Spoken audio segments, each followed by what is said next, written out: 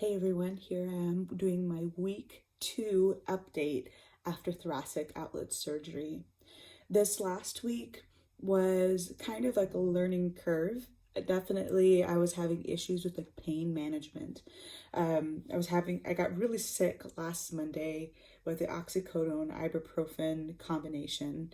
And so after that day, when I really couldn't keep anything down because of it, I weaned myself off and I just started doing ibuprofen and Tylenol as needed because my stomach was still irritable, and so I couldn't really take ibuprofen every 6 hours like they had recommended that I did.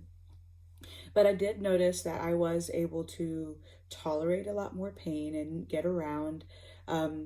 Today is actually 2 weeks to the day that I had my surgery, and for the most part, I'm doing pretty good. I actually started driving last week, which I wasn't supposed to, but I did it just very short distances. And I had usually had somebody in the car with me just to make sure if I didn't feel well that they could drive. And I only drove with my right hand, even because I was operated on my left side. So I made sure not to do any fast movements and not try to hold on to the wheel, just kind of did it with my right. And as far as pain, like I felt like I could move around more. And prior to the surgery, I could turn my head all the way to the right, but I could only get maybe 80% of the way on my left. And immediately after surgery, I was able to turn all the way. Now, something happened last night that I slept really bad. So all of my muscles, like right here in the back of my neck, are very tense, and so I'm having trouble putting my double chin, trying to put my chin to my chest, and then having trouble making it all the way because it's really stiff. So that may be something that you run into. I also noticed that these muscles in the neck and into the arm, so it kind of goes into the armpit, they fatigue very fast. So it doesn't necessarily hurt. And if you remember from my last video, I described that a lot of the pain feels kind of like muscle tightness or soreness after a while. So I still get that. And if I start to try to do stuff with my arm, which the doctors did recommend, don't guard it, don't keep it frozen to your body. You need to make sure that you're using it. I have been noticing though that I have, whenever I do use it, it gets tired very fast. I've also noticed that I've had some continuing issues with shortness of breath also. So I don't know if it's involving some anxiety about going out and being around people and getting my arm hurt, or if it's still that kind of like the lingering effects of the anesthesia. Your body's been put through a lot of stress, so sometimes you'll have like a burst of energy, and then all of a sudden you'll drop, and you need to lay down and you need to sleep. So, but I feel like I am getting closer to my normal self. So today is 2 weeks to the day that I had surgery, and I'm supposed to start physical therapy tomorrow. And gratefully, the Mayo Clinic was actually able to send the prescription over to my local physiatrist that is going to be taking care of PT. And after today, I don't have any more restrictions on my arm. So before I could only do it to 90 degrees, and now I'm going to be able to lift overhead. I can also lift something greater than 5 to 10 pounds as tolerated. So I don't expect to go and lift weights like right now. I just kind of like slowly but surely getting back into like the normal routine of doing stuff at home. And the main reason why they had those restrictions is to make sure that you don't bust open your scar. So I would post pictures, but I don't know if that'll flag as graphic or anything like on YouTube, so I won't. But really, if when we're looking at the arm, the cut, and I'll show it right here, the cut is actually right here. So the scar is actually from all the way here, so a couple of inches long. And then I had a drain, and that was about right here. So when I've looked at it, everything is sealed and clear. I had a little bit of a keloid scar that's a little bit thicker on the inside part, and that's probably because I probably tried grabbing onto stuff and moving a little bit too much in the beginning. Since I had kind of like a burst of energy and the pain took a while to kind of hit. So that may be part of it. So if you are prone to keloid scars, make sure, and that's like that thick line scar, make sure you take precautions and try to make sure you don't go over that 90 degrees. Another thing that you want to do is if you are having to take pain meds other than ibuprofen and Tylenol, so I'm saying opioid medications, hydrocodone, oxycodone, anything like that, make sure that you take something for constipation. I know that's the topic nobody wants to talk about, but opioid induced constipation is a very real thing. And I've known about it even before I got into surgery, but I didn't realize the reality and the pain of it until I actually went through it. And I, even right after surgery, I was doing healthy choices. I made sure to eat a lot of fruits and vegetables, stuff with a lot of fiber, and it still didn't help. So I literally had to go get some stool softening. I'm trying to get my bottle out here. Here we go. So I don't endorse any brands or anything like that, but there is stool softener called Dulcolax.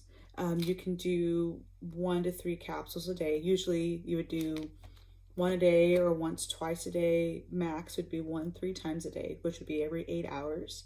I also had tried this says Dulcolax and this says Dulcolax, but these are different ingredients. So this one is docusate sodium. I also had to try the bisacodyl tablets. I also had to, I incorporated Benefiber into coffee when I started being able to tolerate coffee.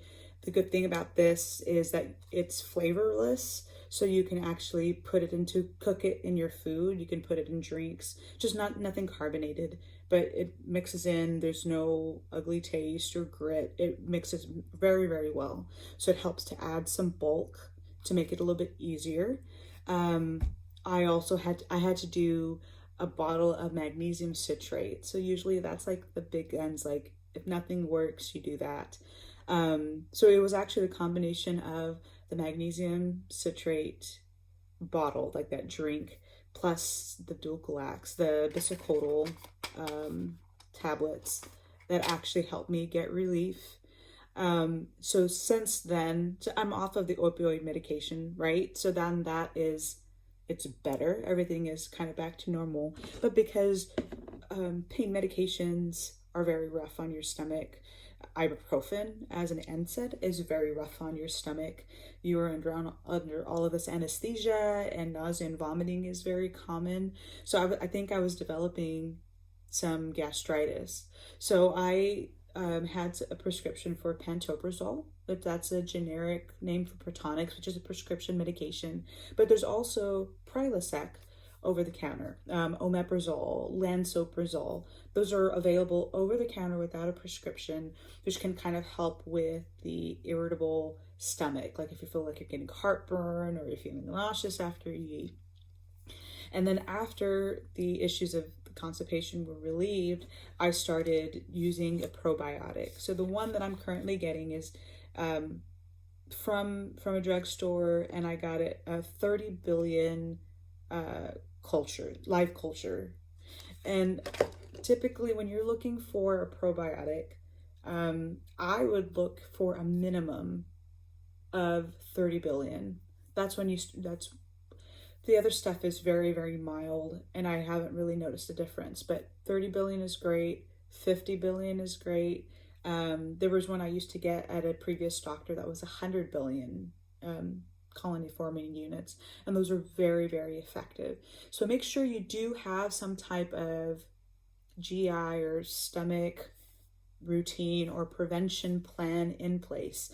Otherwise, you'll feel very uncomfortable. That can contribute to nausea and vomiting. It will make your pain feel worse just because you're uncomfortable and irritated, and it'll make all the situation with your surgery that much worse. So I know it's the forbidden topic, but make sure you do something for it. Other than that, as far as using the wedge pillow, I haven't really had to use it too much. What I have noticed though is I'm a side sleeper. And so I normally would sleep on my right. I had operation on the left.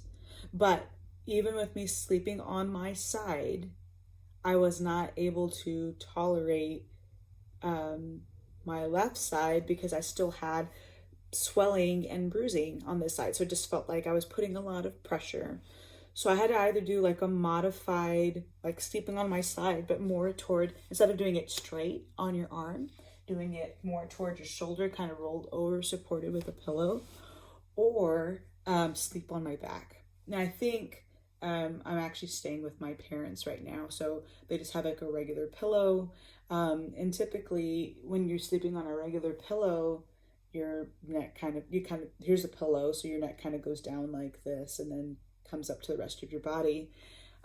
Back at my house, I have a cervical pillow, and I did notice I felt a lot more comfortable when I had to sleep on my back when I had that. So that may be also something else that you may want to consider, is having, if you haven't had one already, using a cervical pillow to and it helps. Basically, it's a regular pillow, but in the middle of the pillow, there's kind of like a trapezoidal cutout that kind of dips in. So on the edge of the pillow, it's kind of, so if this is the little hole, and then this is the edge of the pillow, it kind of has like a little round support for your neck. So your head is in the little cradle, and then they have a little pillow that supports your neck specifically, and then it makes it more ergonomic when you're sleeping. So those are some things that I would recommend. Make sure, so the wedge pillow for sure in the first week, and then make sure you have some type of support or a cervical pillow while you're recuperating. Also, especially with the fatigue in my muscles, I feel that heat helps me. So you can either do cold packs or you can do heat packs. I want to be able to conserve a little bit more. There are some of those like automatic kind of open up heat packs that you can just kind of crunch them and they start, or you can just get like a heating pad. And then I like this one that because it does have a dial that you can select how hot you want it. So for me, a low level is pretty good. If I'm having really, really bad pain, I would do medium. And so usually when I would use it, I would actually kind of drape it over my shoulder. So I have support here and in the back, because that's where your main pain is. And then I would rest on that wedge pillow for support. So it kind of just helped keep it stuck there. And it helped a lot with the pain relief. So that is also something you may want to consider whenever you're getting prepared for surgery.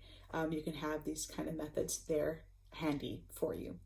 I hope these videos have been informative and kind of enlightening to be able to know what to expect when it comes to thoracic outlet surgery and recovery. I know that there's a lot of missing information and a lot of piecing together. If there's anything specific that you're looking for as far as information with how did I get to this point, what are some specific questions you have about the recovery process, make sure to comment below and let me know. I'm usually very responsive to messages, and I'd be willing to do another video, especially while I'm out of work right now. So let me know what you think, comment below, make sure to like and subscribe so you can also keep up with updates. Thanks, have a good one.